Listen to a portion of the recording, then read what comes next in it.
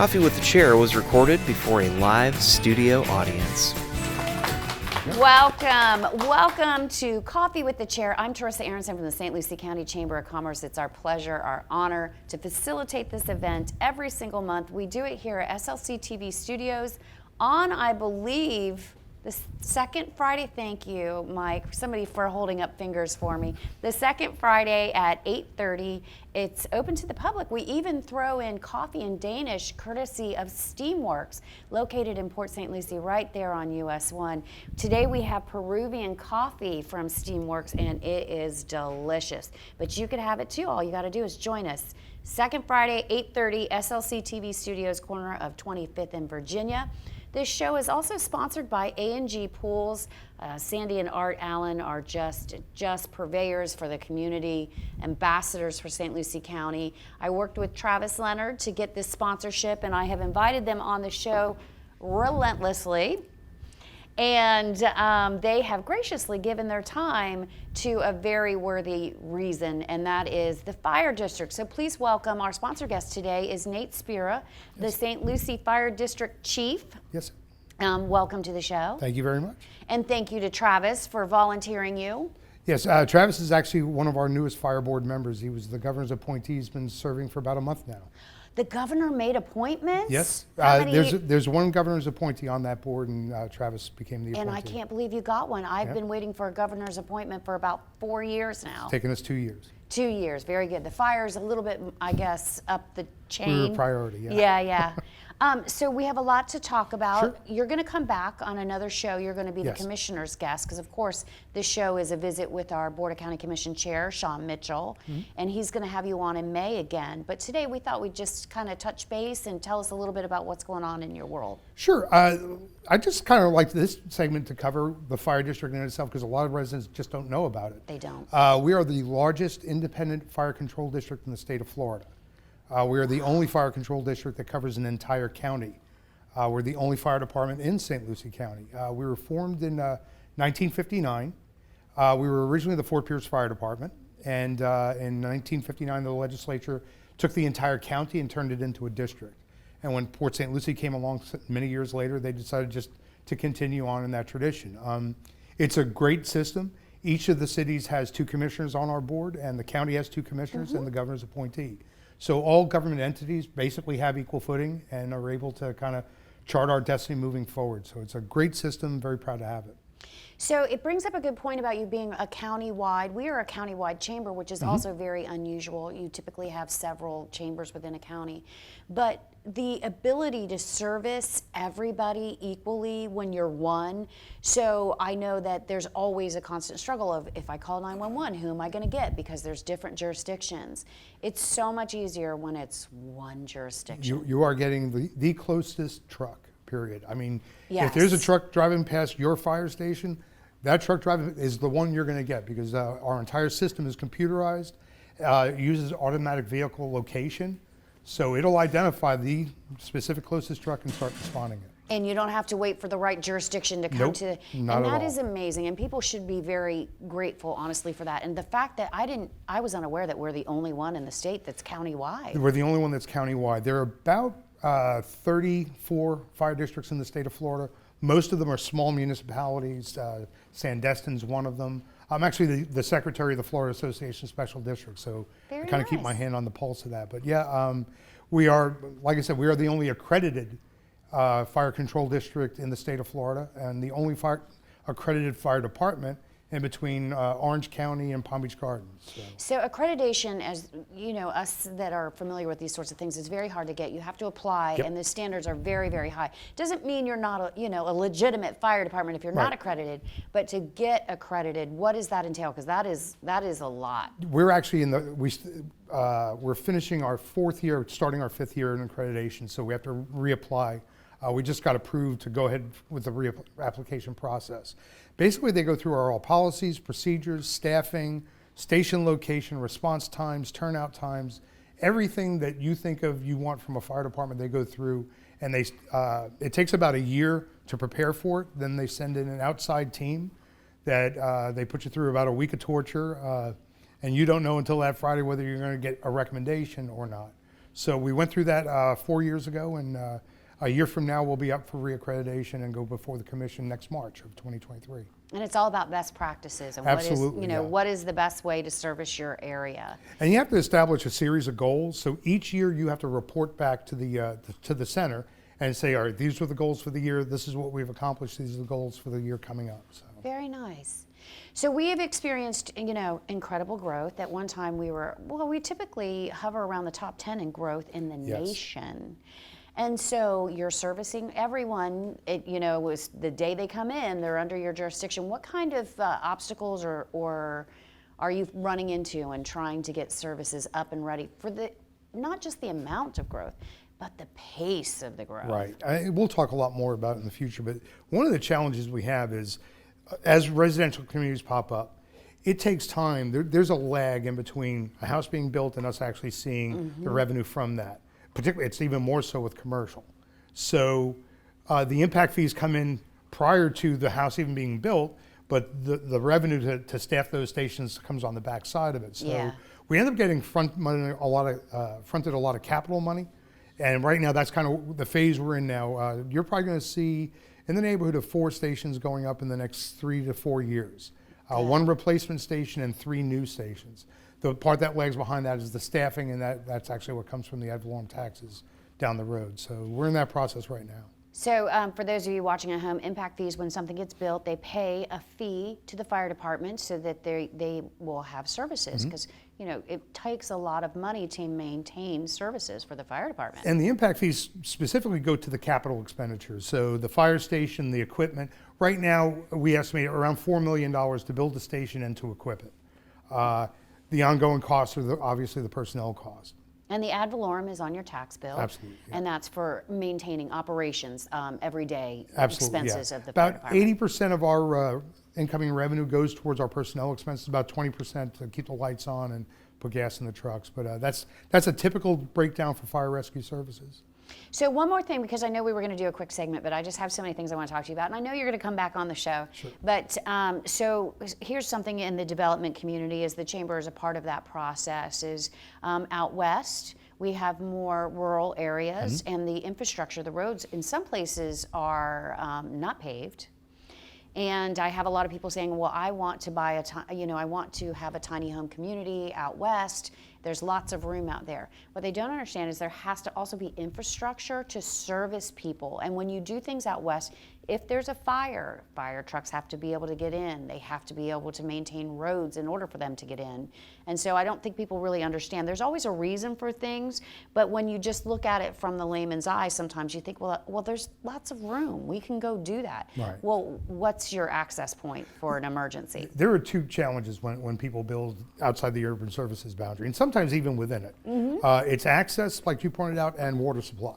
Yeah. I was a captain at a station in the north end of the county years ago, and a resident came in and wanted to know, hey, if I have a house fire, and I knew exactly where he lived, I said, your roads are completely unpaved, and your roads are all sugar sand. And he looked at me and go, I can't get a fire truck, and this guy was well within there. I was basically, we're coming up there with a brush truck, because that's the only accessible truck.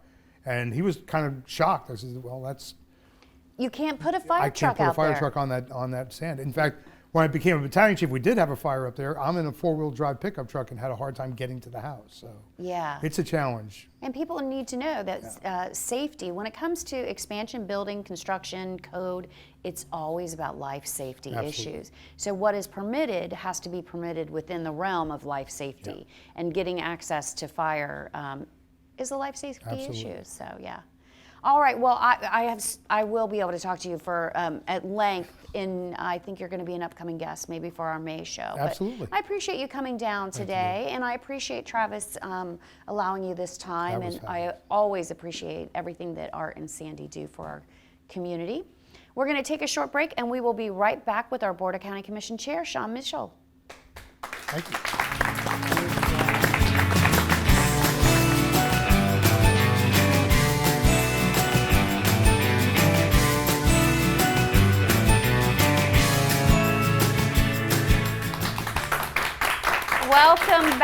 Welcome back to Coffee with the Chair. I am joined now by none other than the Board of County Commission Chair, Sean Mitchell. Thank you for having me again today. It's always nice to have you. It's your show for a year. I don't know if that's clear to the people watching at home. It's actually the commissioner's chair. It's the board chair's chair or show, and the board chair gets to bring a guest every month on the show. And you brought us a guest this month. It's kind of apropos because of the month that this is airing. That's correct. April 23rd is Earth Day. Yep. So I wanted to get someone from ERD here to explain what's going on in the county and especially on Earth Day.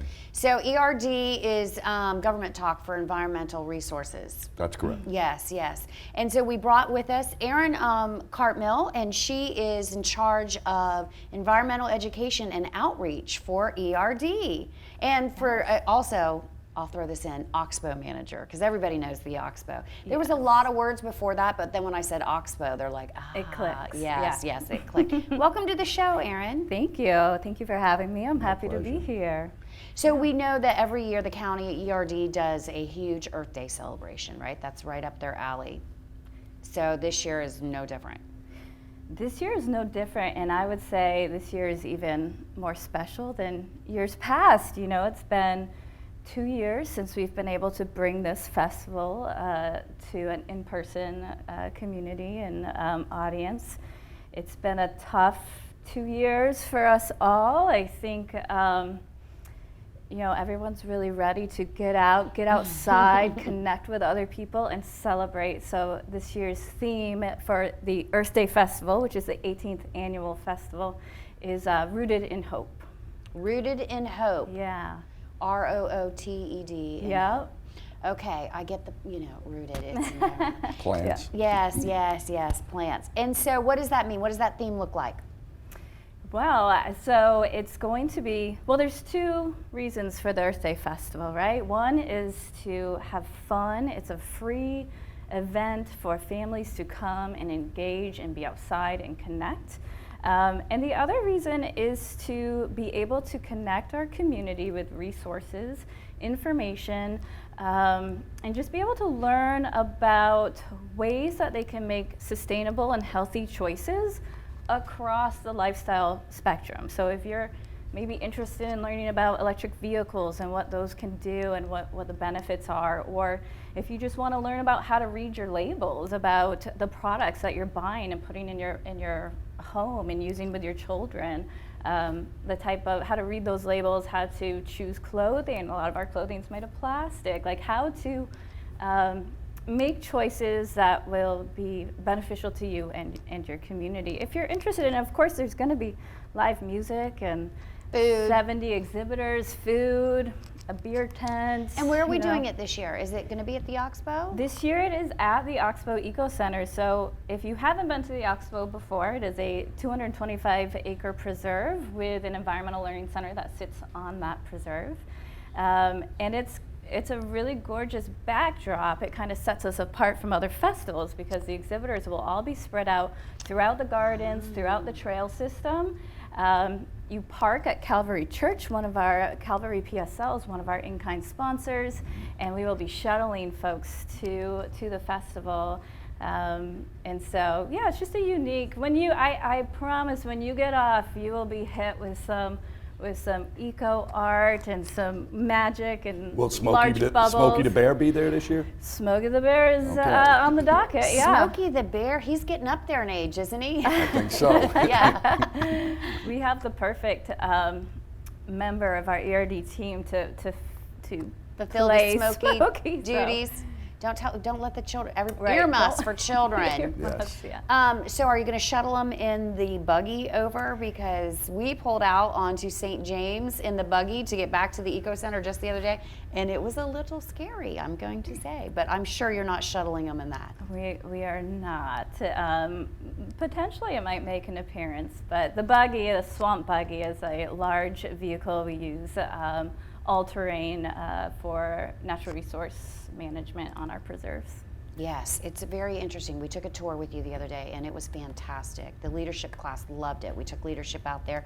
Of course, Amy Griffin is a leadership graduate, so she understands what we're looking for in leadership, so we really enjoyed visiting with you the other day. We were happy to have the chamber and everyone in the leadership class. I think that it's important to note that there are a lot of ways that businesses can get involved with the Oxbow Eco Center, with ERD and our initiatives, but we do fundraisers, we are taking sponsors for the Earth Day Festival, but all of the funds that we can raise really helps us to provide no cost or at cost programming for our underserved community. So, for example, we're partnering with Boys and Girls Club for the Earth Day Festival this year. We're really excited about that.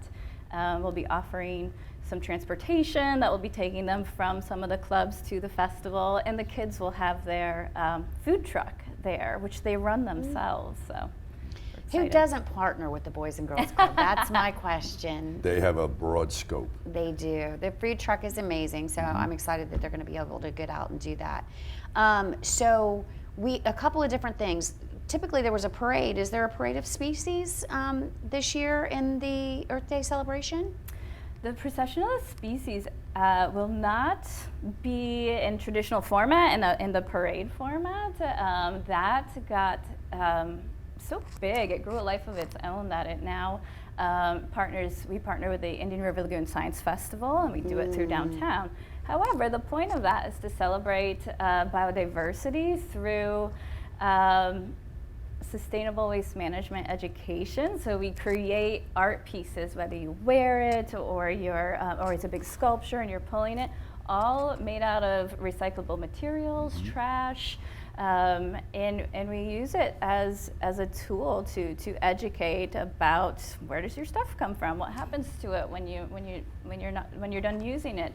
Is your paper cup a better choice than a plastic water bottle?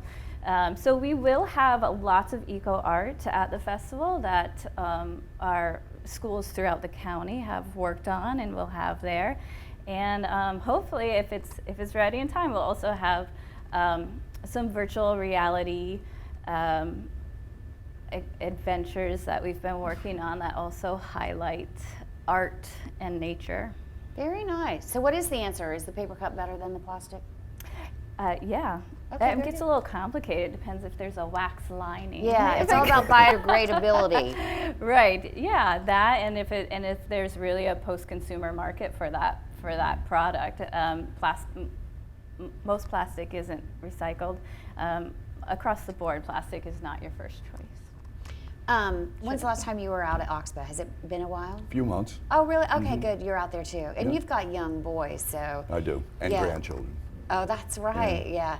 It's very fun. I've Oh, my forgotten. goodness, yes. My kids are grown and gone, and so I had forgotten how fun it is out there. But if you look at the eyes of the children when they go to the Oxbow, That's the especially on best Earth part. Day, it's amazing. They're wide open, and the children just they want to comprehend and understand, and it's amazing to me. It's kudos to the ERD and all the staff that put a marvelous thing together for Earth Day. It's really good. yeah. Thank you. And they do have some great stuff out there. We actually, the same day we went to Oxbow, we went to the landfill, of course, St. Lucie County's landfill. Thank you to the county for letting us get in there as well. We talked a lot about recycling, and there's not a big market for it right now. And so people think they're doing the right thing by putting their plastic in the recyclables, but it's not necessarily helping. Yeah, I mean, we really promote rethink, reduce, reuse before recycle, because the best option is really to use a reusable water bottle or to just not that all plastic is a bad thing. It serves an important role in medical equipment and all sorts of things. But if you can reduce your disposable or single-use plastic, the timeline on that, they say, on average you'll use it for about 2 hours. The plastic will remain on the planet for lifetimes, right? It doesn't break down. That's not a regulated term. Biodegradable is not.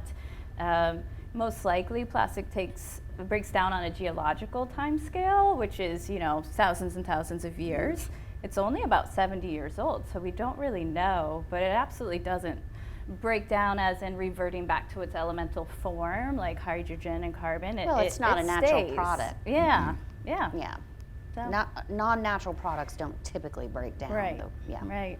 So there'll be lots of ways to learn about that at Earth Day, but it's not, it's learning through engagement and fun. And I have to say, there's gonna be other elements. There'll be performances. We've got live animal shows, Treasure Coast Wildlife Foundation, Bush Wildlife. We have a kids magician coming. Magician. Yeah, I know. I'm excited about him. We'll see what he does. Kids yoga. But yeah, lots to experience. Very good. And so tell us again when it is and how they don't have to buy tickets, right? It's a free. It's free. It's totally free. Saturday, April 23rd. This year we're extending the hours because there's just so much fun and so much to do there. It's going to be 10 a.m. to 5 p.m. And The address? The address is 5400 Northeast St. James Drive. So you want them to go to Calvary, which is a little bit. That's true. We want you to go to Yes. Calvary. There will be signage galore. It will direct you right to Calvary PSL. And absolutely, it's not far. If you wanted to walk, you can do that from the parking lot, but we will have free shuttling back and forth. And yeah, we hope to see you there. It's going to be unlike any other event, Earth Day event you've been to recently, I'm sure. Well, thank you. And I just wanted to add that when you talk to Amy and to her staff, you can tell they love what they do. Oh, for sure. And when you love what you do, you're never going to work a day in your life. And I can't imagine Amy anywhere else. No, they're amazing. Yeah, they really yeah, are. yeah. We're so fortunate in this county to have Amy and her crew because you see it in their eyes. When they went a couple weeks ago, we did the Petravis Preserve, which was 34 and a half acres. There were 70 houses supposed to be built there, and through the diligence and grants and things like that, Amy pulled it off and her crew, and it's an amazing. You can kayak there. It has a thing that can take your kayak down. You can do not bike trails, walking trails, fishing. It's an amazing thing that we preserved as a county. So kudos to Amy and her crew. And since it's a county park, all those amenities are county run, right? Yes, correct. Even the kayaking is a county run, or can you get a kayak there?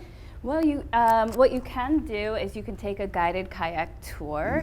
If you have your own kayak, you can launch it anytime. The preserve and all of our preserves are open from sunrise until sunset. They're, of course, free. But the guided nature program that the Environmental Resources Department runs is a series of interpretive hikes or kayaking paddles, all led by naturalists. Some fantastic, knowledgeable folks that can really guide you on any trail. We do it at all 24 plus preserves that we manage. And they're themed. So if you want to learn, if you want to go on an ultraviolet night hike, you can go out and learn about Florida bats. And if you want to go on an ethnobotany hike, you can go out and you can learn about what plants and what flowers our indigenous peoples used. And then, of course, there's kayaking ones. The kayaking ones do cost a small fee. They're like $10.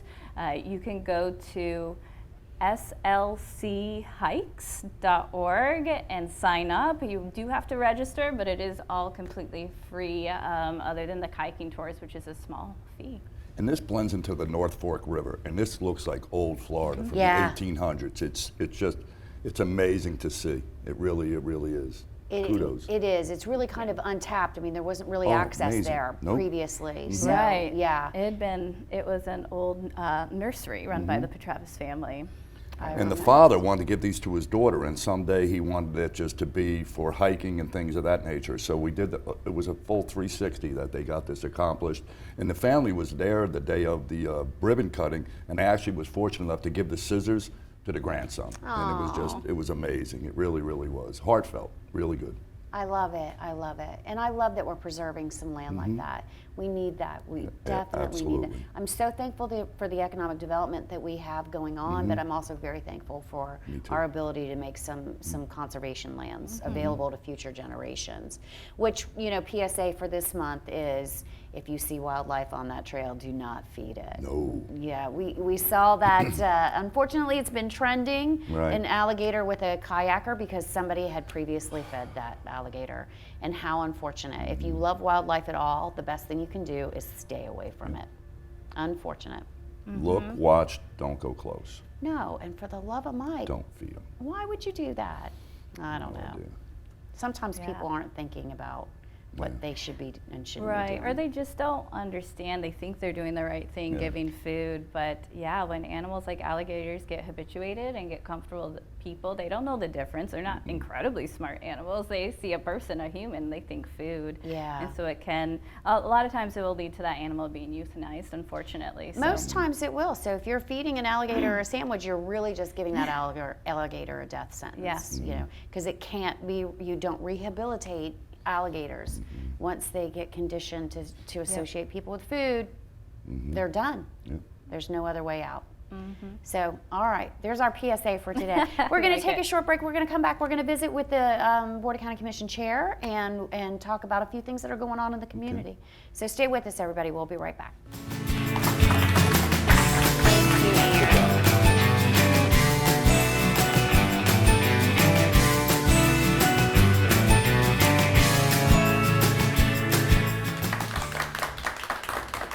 Welcome back to Coffee with the Chair. Of course, I'm Teresa Aronson from the St. Lucie County Chamber of Commerce, and we are here with the Board of County Commission Chair, Sean Mitchell. And I thought we'd just spend a few minutes together at the end of the show, take some questions from the audience, talk a little bit about what's going on in the county. Sounds good. We're in the financial planning budget Yes, stage, that's correct. and so we'll probably have something around August, right? July, we'll have our, that's when we sit down with staff at the Defense Center for about a week straight, and then we'll formalize and then vote in September for our the Final next year's budget. budget. Yeah. But the last 2 years, we've lowered the millage, and we're committed to lowering it again this year. The county's doing Good. really well. We've worked hard. A lot of good things going on in our county, and I'm real proud to be a part of it. So that brings up a good point. See, this is what happens. We don't know what we're going to talk about until we talk about it. So you've committed to lowering the millage, which I love, and so that's the actual rate of taxes you pay. It's not a tax bill decrease because your property values has increased, and this is also partly why we can lower the millage rate is the increase in property values and economic development projects. Which is huge. That is one of the major proponents of being able to do a millage reduction is the fact that a lot of our costs are being offset by the taxes. That's correct. The fire district impact fees, all of that stuff. Library, sheriff, the Library, list goes on and on. yeah. The fire district is separate from what your millage rate, but I don't want to confuse everybody at home. But big business is helping to offset the cost to the individual resident. I'm glad you brought that up. That's the driver. What we've done, and when I first came into office in 2018, I said I was a career, not jobs, but career creator. That was my background. So from Indrio Road all the way down to Becker Road, we have job corridors now, and these are good paying jobs. These are warehouse distribution centers. So we've tackled that problem, and I'm real proud of that, because in '91, when I moved here, there was no jobs here. I had to go to West Palm Beach every day to get a good paying job. But now the issue is, and we'll address it, is workforce housing. Yeah. And I've been working with some of our former congressional leaders and some developers, and it's at preliminary stages, but we have to do something for workforce housing, for teachers, for firefighters, for cops, for construction workers, that we don't want over 50% of your net income just going to your rent or to your mortgage. So we're going to work diligently on that. So that's something that obviously the Chamber is passionate about as well. And there's a lot of unique solutions out there. So when you say workforce housing, it has to be relative to your community's economy. Absolutely. So when people are moving here in droves from down south because our housing is less expensive, It is. that's correct. But it's not apropos or proportionate for the working man in our community. And when we talk working man, we're talking, frontline workers yeah. a lot of times. School teachers can't afford housing here. But I think there's some unique solutions to that. I know some communities do a certain percentage of every housing project. Every development. Yes. Every development has to have a certain percentage of less expensive or more affordable housing. And when I've talked to some of the developers that have come and met with all the commissioners, the first thing I speak about is how can we work collaboratively together to give relief to the people that you want to hire. So Yeah. that not only they work here and play here, but they can afford to live here. Yeah, it's very important, and I think that we do have to get creative because it is a shame that people still, and what happens is we're not really moving the needle as fast as we could because they can live here now, but they still have to work down there. They can't do both here sometimes. And the numbers are going down, but it used to be like 80-something% of the residents that lived in St. Lucie County drove out of our county to go to work every day. And now we're down to 60, I 60, think. so we're getting there. We're getting there. It was 78 when I moved here, but it had been as high as 80, and now we're at 60. Yeah, so good stuff. But I'm glad you brought that up. Like, I have a daughter, Ariel, who is a 7th grade math teacher at Manatee Elementary. Now, she came to me I came to her about a year and a half ago, 2 years, and I said, you know, Daddy could give you some money for a down payment on a house. And she said, well, I'm still saving too, Daddy. Let's wait a little bit. And then life gets busy, and when I came back to her, she said, Daddy, you could give me $50,000, and that's not enough on debt to Unfortunately, income. it's not. Yeah, so.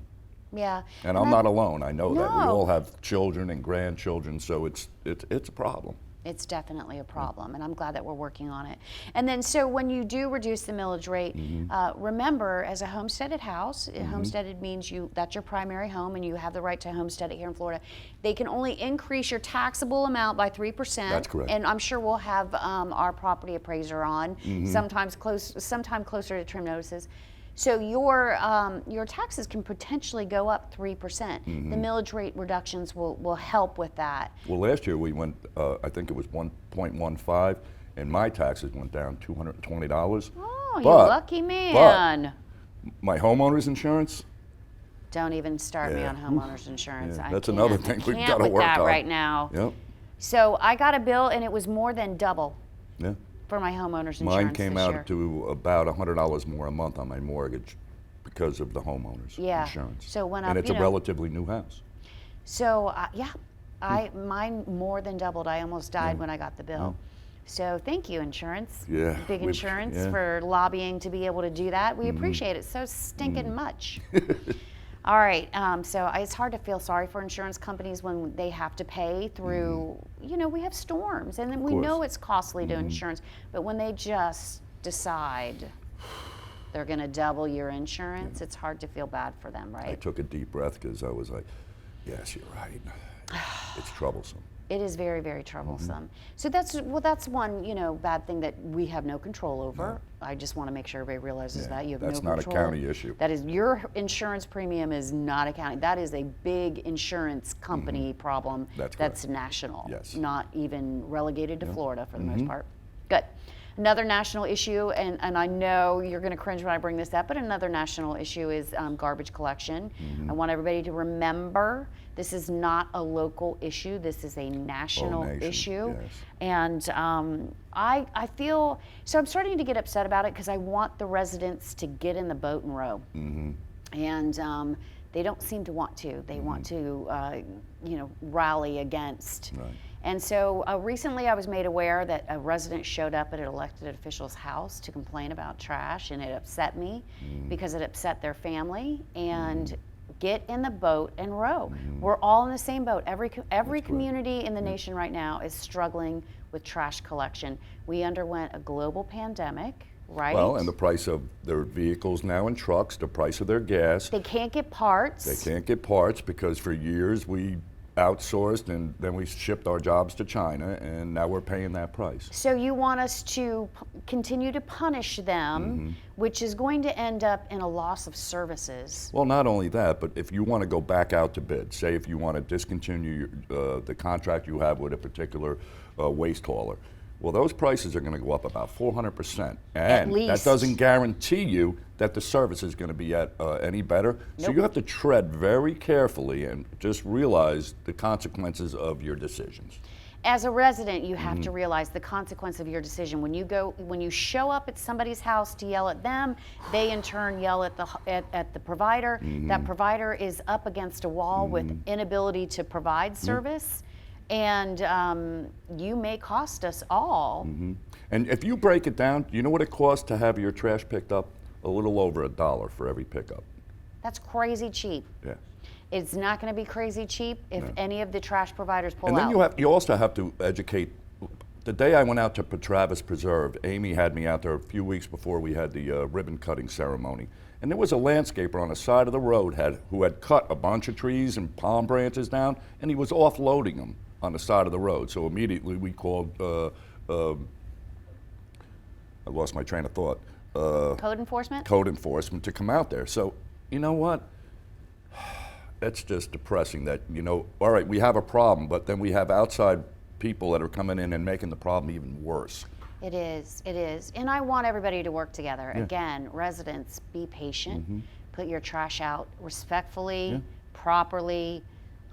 You know, don't start railing against the powers that be, because they cannot fix the problem individually. It's going to take all of us. A joint effort between everybody. And if you have so much time on your hands that you are able to get that fired up and show up at somebody's house, please call me. I can think of some other ways that we can use your time. Yeah. No, That might be a little more productive. Whatever your interests are. let's work towards solutions instead of fighting with each other. Yeah, it's not helping at all. No. It's upsetting me. Yeah, me too. So good. We have we covered that. We covered a lot of stuff, didn't we, in this sure short did. amount of time? Anything else we want to make sure we mention before we head to questions? No, I'll entertain any questions, but I'm just Yeah. going to say that the county is, I think we're hitting it on all cylinders. Things are really, really good in our county right now. We just have to be cognizant of the fact that when times are good, they're not always going to be good. So No. you just have, you know, ride that wave while things are good, but always in the back of your mind, what ifs? Yeah, let's work together, though. Yes. All right, anybody have any questions?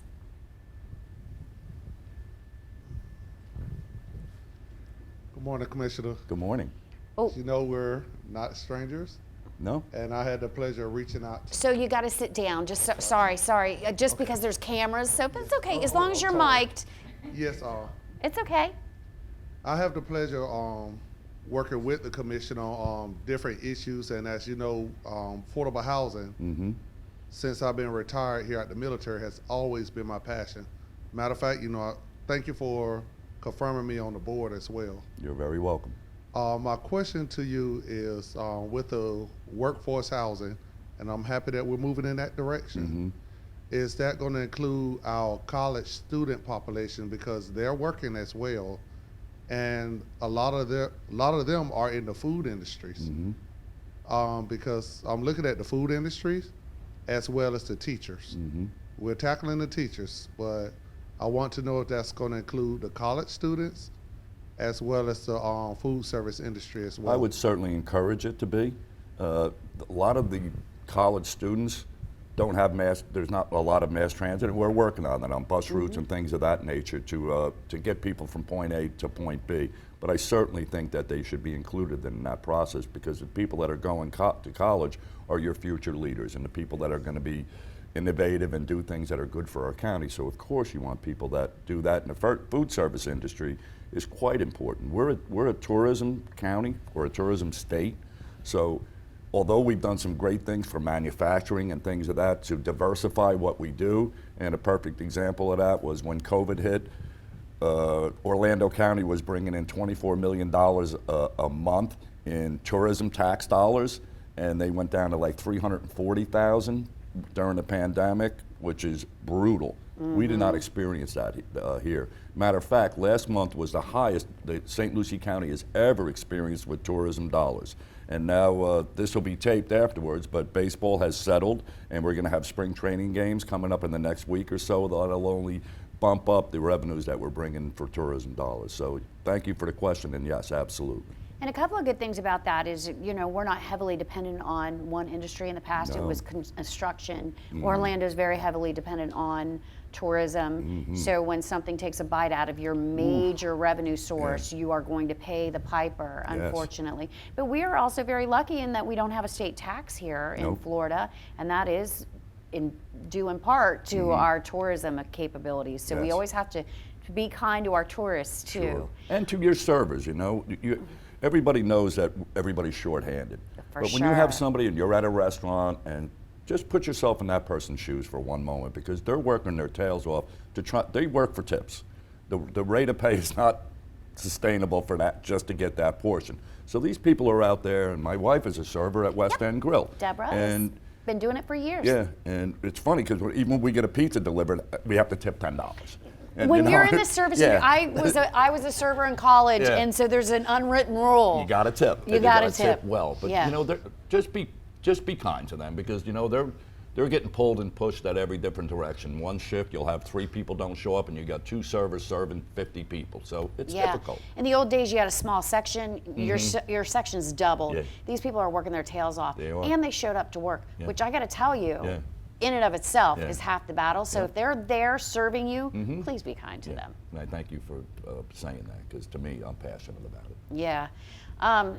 In college, he brought up college students, and I want to make sure that people understand that the colleges, the university system is state regulated, Yes. so they can only build what they're allowed to build, and they have not been able to make a ton of movement on getting dorms here in our community. We want them, we need them, but that's state regulated. It's not is. like Dr. Moore can say, hey, let's put up some dorms. You know, the state has to allow them to do it. So what I would encourage the audience to do is, and there's an old saying that if you're not at the table, you're usually on the menu, is to get in touch with your state legislatures, your state senators, because they dictate a lot of the things that we can't do here as a county, but it's statewide. So if you're passionate about something, call them up, reach out. And if you're angry about something, call somebody, make sure you have the facts straight Yes. before you run down to scream at somebody. Yeah, because you That's- could be totally wrong, you know. Oh, I read this on the internet. Well, that doesn't mean it's true. Oh, for the love of Mike, don't get me started on the internet either. I can't, that's a whole other show. But Yes. yes, there's usually a reason for things, right? I think we all are trying to do the right thing. Of course. But we are sometimes hamstrung by our restrictions We are. that maybe the general public doesn't know about, and I'm not saying they should know about it, but if they're going to complain about it, Right. then they should Yeah. know about But it. good news that session is ending next week. They had Yep. to finalize their budget. They have to take extra couple days. But Senator Harrell and Dana Trabolsi, we got $1 million for Harbor Point. We had requested $500,000, and the Senate President afforded us the ability to get another $500,000.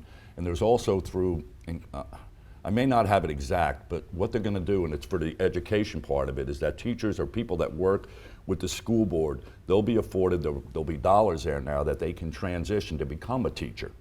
Yes. So that's big funding there too. Yeah, So some because good we have a news for teacher our county. shortage, Yeah, and so big we time. need to get them, and they have to be certified, That's and so correct. is this going to help get them to Yeah, to so that that's point? good news for our county. Yeah, I think Representative Trabolsi let me know they're bringing back over $16 million just for St. Lucie County. Yeah, it's a big deal. Yeah, from the legislator. Big deal. Great stuff. If we don't have any other questions, I'm not sure. I think we're good. Oh nope, Kim's got a question. You got to be mic'd. Nobody can hear you, and we Hey, can, but nobody else Good can. morning. Along the line of affordable housing, we also have a large senior population here in St. Lucie County. Are they going to be also out of homes shortly because of so many people moving and the prices going up? And is affordable housing not only going towards college people and young hospitality working folks, but what about our seniors? Is that on the agenda? Well, I'm glad you asked that question. Now, there are provisions where you, if you've been in, if you're a senior over 65 or something like that, and don't hold me to exactly what it is, but there are where you can get a tax abatement that you are a senior citizen. So there are provisions there, and what was just mentioned before about from Teresa is that you're capped. There's only your homeowner's taxes can only go up 3%, and if you're a smart and a thriving community, actually those numbers will go down. Now, I can't control the value. You saw the values of the houses; it's skyrocketing. Yep. We have as a county have no control over that. But what we can do to try to offset is lower your millage. And just so everybody knows, because some people say, well, St. Lucie County has the highest millage in the state of Florida. That's true, but that's only half of the equation. It's times the assessed value of your homes. So Monroe County, you all know where Monroe County is? That's the Keys. They have the lowest millage in the entire state of Florida, but guess who pays the most taxes in the state of Florida? Monroe County, because their appraised value of their homes are the highest in the state. So, and that you bring up a good point, because we had this conversation many years ago when we were talking about, and that was on referendum That's voting, correct. is that yes, it's high, but our home value. So you can get a high percentage of 300,000, Right. which is going to be equal to a very low percentage of 1 million. That's You know, correct. so it has to be apples to apples. You expect the same services, right? That's correct. And the same amount of people. So if you look at per person, what are you paying? Exactly. It's not as much as Fort Lauderdale or. That's why they're all moving here. Yeah, they are moving here. But seniors is a good question. There are programs for seniors. You do get an extra $25,000 in homestead. That's correct. As a senior, you have to qualify for that.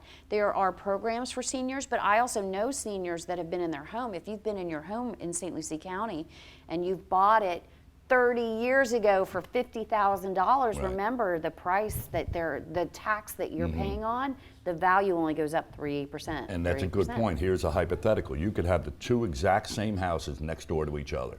One person's been living there for 25, 30 years, and the person just bought their house 2 years ago. The person that bought their house 2 years ago pays much more in property taxes and things of that nature than the woman or gentleman who's elderly and has had that house for 20-something years. There's a huge difference. Because the new person is going to pay on what they bought it for. Yeah, that's They'll correct. get their $50,000 homestead Yeah, reduction, but yeah. it's the value at what they That's bought correct. it for. Yeah. So there are some programs for seniors. Council on Aging has some senior programs as well. So I'm not typically worried about our seniors as much as I have our young people. I think. I think we're there to protect them. Yeah, we want to protect what they have, but I'm not sure where we are in providing housing for them. So I think we're in a kind of a good shape there. I do too. Do you not? I went out to eat last night. We're stocked up on seniors. Oh my goodness. Yeah. Well, they say too, by the year 2045, that 1/3 of our nation will be servicing 2/3 of our nation, because baby boomers, people my age, Yeah. where we had big families. I have 6 children, but today the younger generation, Generation X or whatever we want to call them, Z or whoever. they're living with their parents. They're not having as many children, so that is a trickle-down effect that they say in 20-something years, 1/3 of the nation will be servicing 2/3 of the nation, and that's a scary thought. All right, well, we'll cross that bridge when we come to it. Hey, yeah. All right, well, I want to thank everybody. We had a great studio audience today. Give yourselves a round of applause. Such a big audience. We're really packing them in now. Thank you to Nate Spira for coming, courtesy of A&G Pools, Art, Sandy, and Travis, and Aaron, and everybody get out. There'll be some information throughout the show on how to get involved in Earth Day and when it is and how to be there. And of course, thank you to you, Commissioner Thank you for having me. Mitchell. I love having you on every Me month. too. I love being and here. Stefan and Mike for making this happen. We appreciate it very much. Have a great day, everybody. Thank you.